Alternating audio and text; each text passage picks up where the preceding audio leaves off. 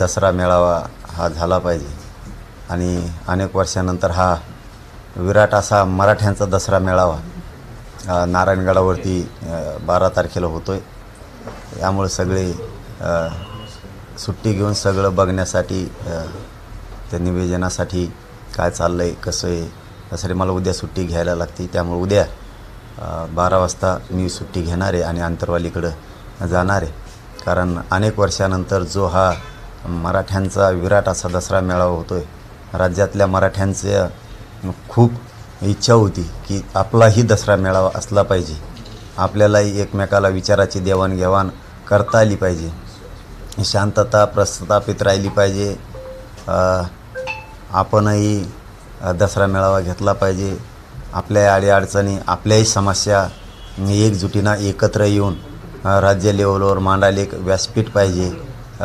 त्यासाठी मराठा दसरा मेळावा होणं ही अनेकांची अनेक वर्षापासून इच्छा होती आणि म्हणून दसरा मेळावा होतो आहे। तुफान ताकदीनं मराठ्यांचे पोरं आता नारायणगडाकडं दसरा मेळाव्यासाठी येणार आहेत। एकदा मराठ्यांचा मेळावा दसरा मेळावा असणं अपेक्षित आहे, आवश्यक आहे आणि तो झाला आहे आणि सगळ्यांनी यायचं आहे, आपल्या देवदर्शनासाठी यायचं आहे, एकमेकाचे आशीर्वाद शुभेच्छा देण्यासाठी आपण तिथं यायचं आहे। तिथं सगळी तयारी सुरू आहे। काल मला असं सांगण्यात आलं परत स्वयंसेवक असं की तिथं सगळे जेवणाची सुद्धा तयारी करायला लागलीत, म्हणजे नुकती भात आमकं तमकं पूर्ण तयारी। जेसीपी आहे तिथं कामाला लागल्यात। आता मी तर प्रत्यक्ष बघितलं नाही, पण तिथं 10, 15 का 20 का काय जेसीपीही कामाला लागल्यात। सगळी तयारी ताकदीनं सुरू आहे, कारण ते मला वाटतं जवळपास 713 एकर आहे सगळं, जे प्रचंड मोठं ते एरिया आहे तो। त्यामुळे तिथं खूप तयारी, डॉक्टरांच्या टीमा, पाण्याचे टँकर शेकड्याने आहेत तिथं। महिलांसाठी सगळ्यात महत्त्वाची टॉयलेटची व्यवस्थेची आवश्यकता होती, तर तीसुद्धा ते आता पडदे मारून का होईना तिथं एकरामध्ये किंवा एखाद्या जमिनीवरती तिथं करायला लागलेत टप्प्याटप्प्यावरती। काही ठिकठिकाणी जेवणाचे स्टॉल, दवाखान्याचे स्टॉल सगळ्या ताकदीनं कामाला लागलेत।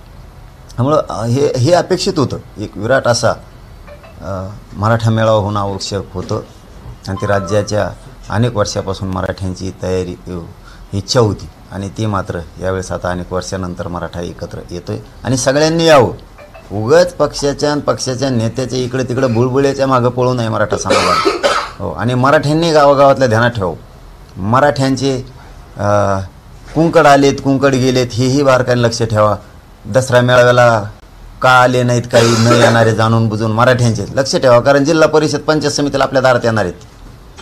उगाच राजकीय पक्षाच्या नेत्याच्या सभेला पळायचं नाही, त्यांच्या प्रचाराला पळायचं नाही। जिथं आपलं जातीचं, समाजाचं, जनतेचं, शेतकऱ्यांचं, 18 पगड जातींचं, 12 बलुतेदारांचं, गोरगरीब ओबीसींचं हित आहे,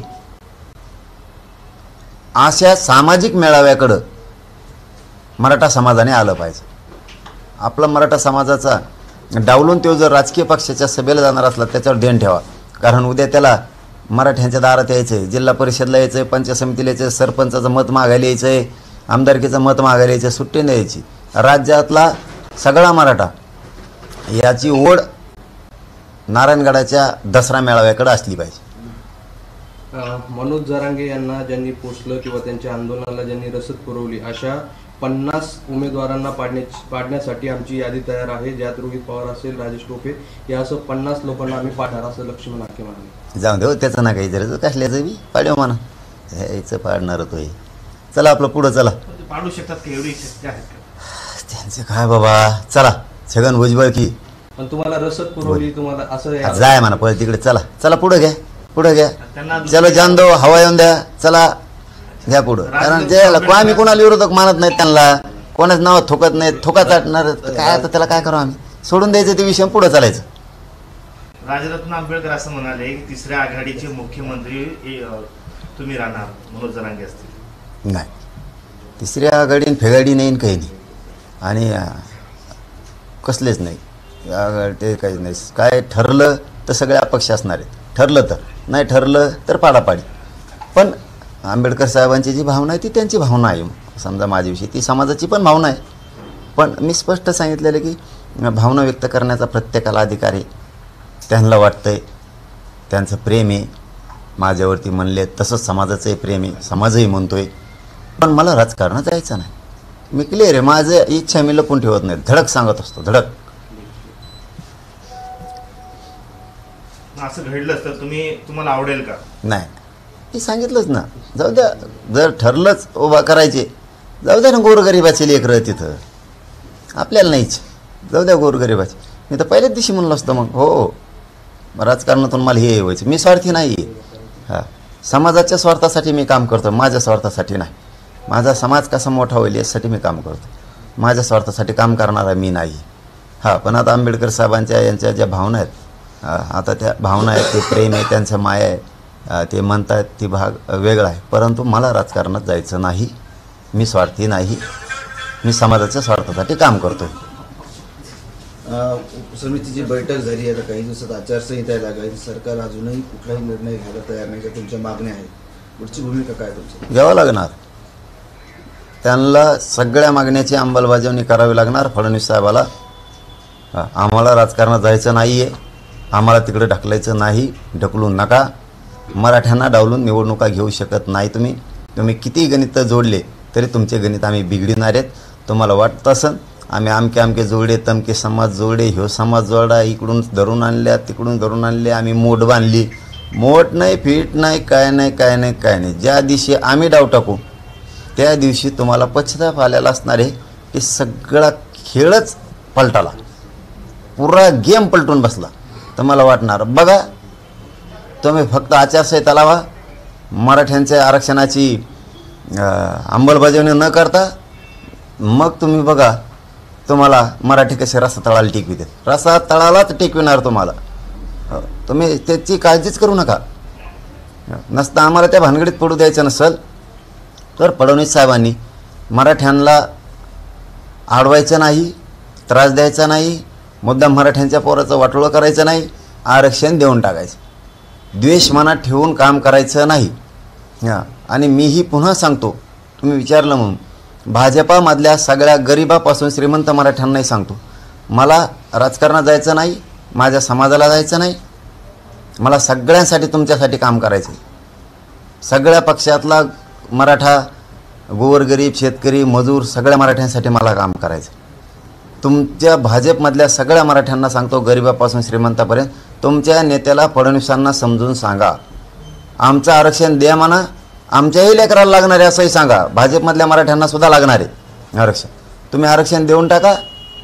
मी राजकारणाचा एक शब्दसुद्धा काढत नाही, मला जायचं नाही राजकारणात, माझ्या समाजाला नाही.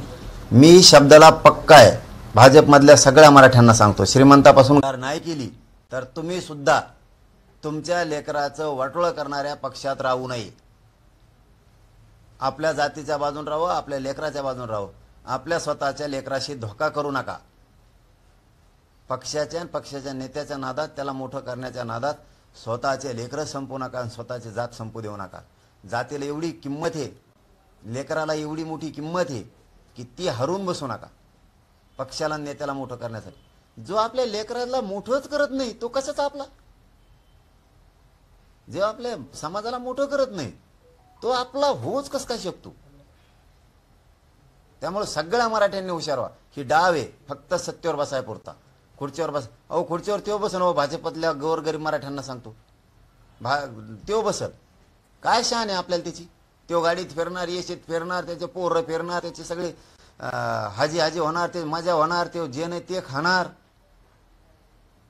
आपण त्याच चिखलात, त्याच कष्टात, तितक्याच त्रासात, आपले पोरं तितक्याच अडचणीत, आपण मागणारेच का आधी. त्यामुळे आपल्याला काय मोठेपण आहे त्याच्यात की त्याला मोठं करत बसायचं आणि स्वतःच्या लेकराचं वाटोळं करायचं. म्हणून सगळ्या मराठ्यांना माझी विनंती, एकजूट राहा, जात आणि लेकरं मोठे करायचेत. आणि दुसरं, भाजपमधल्या सगळ्या मराठ्यांना सांगतो, मला राजकारणात जायचं नाही म्हणून मी संधी दिली, 1 महिना झालाय कंप्लीट, मी फडणवीस साहेबांविषयी काहीही बोलत नाही.